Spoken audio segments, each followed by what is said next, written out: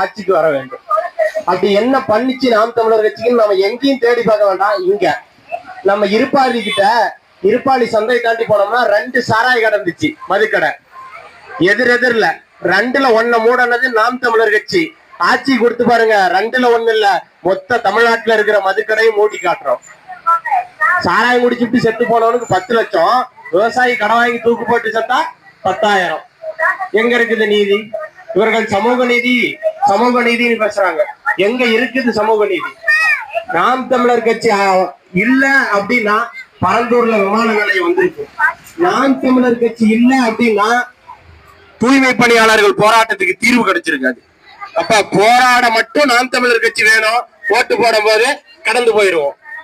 இந்த நிலை மாறணும். எல்லாரும் நாம் தமிழர் கட்சிக்கு வாக்கு செலுத்தணும்.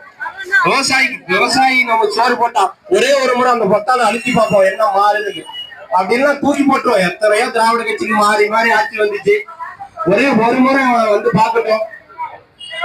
நாங்க ஒரு தலைமையேற்று நிக்கல. நீங்க நல்லா புரிஞ்சுக்காங்க. சீமானையோ, இடுமாவனம் கார்த்திகையோ, சாட்டை துரைமுருகனையோ இவர்களை நம்பி நாங்க கட்சியில நிக்கல. தமிழ் தேசியம் என்ற ஒற்றை சொல்லுக்காக இந்த களத்துல நிக்கிறோம். மேட்டூர்ல ஒரு பொதுக்கூட்டம் நடந்துச்சு. ஐயா, நான் கீழே உட்காந்து பாத்துட்டு இருக்கேன். பக்கத்துல இருந்த ஒரு விவசாயி பெரியவர், ரொம்ப ஏழ்மையான ஒரு விவசாயி, நாங்கிட்ட இருந்த 5000 ரூபாய் இருக்கும், ஒரு 10 நோட்டு 500 ரூபாய் நோட்டை எடுத்து அந்த கட்சிக்கு திறன் எழுதி கொடுக்கிறாரு. எதுக்காக? விவசாயி வாழணுங்கிறதுக்காக. பாரதி பாண்டா பட்டினில் உடையும் பஞ்சினில் ஆடையும் பண்ணி மலைகளென வீதிக்கு விற்போம், கட்டி திரவியங்கள் கொண்டு வருவார் அந்த காசினி வணிகருக்கு அதை கொடுப்போம். பாரதி பாண்டது கனவாவே போயிருச்சு. அந்த கனவு மெய்ப்பட வேண்டும்னா நாம் தமிழர் கட்சிக்கு நீங்க வாக்கு செலுத்த வேண்டும். எத்தனையோ நாள் போராடி போராடி போராடி பார்த்தாச்சு. இனிமேல நாங்க போராடுவோம்.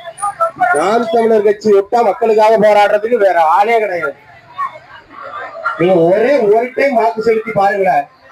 விவசாய சின்னத்துல என்ன மாறுங்கிறது, என்ன மாறும், எப்படி மாறுங்கிறத வாக்கு செலுத்தி பாருங்க. நாம இத்தனை ஆண்டுகால அரசியல கடந்து வந்துட்டோம். ஒரு முறை ஏற்களப்பை ஏந்தி விவசாய சின்னத்துக்கு வாக்கு செலுத்தி பாருங்க. இந்த நாடும் நாட்டு மக்களும் எப்படி மாறுவாங்க அப்படின்னு.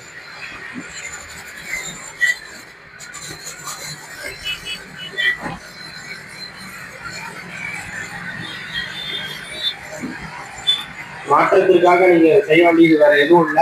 ஏற்களப்பை ஏந்தி விவசாய சின்னத்தில் நீங்கள் செலுத்தப்படும் ஒவ்வொரு வாக்கும் மாற்றத்தை நோக்கி நம்மை கூட்டிச் செல்லும்.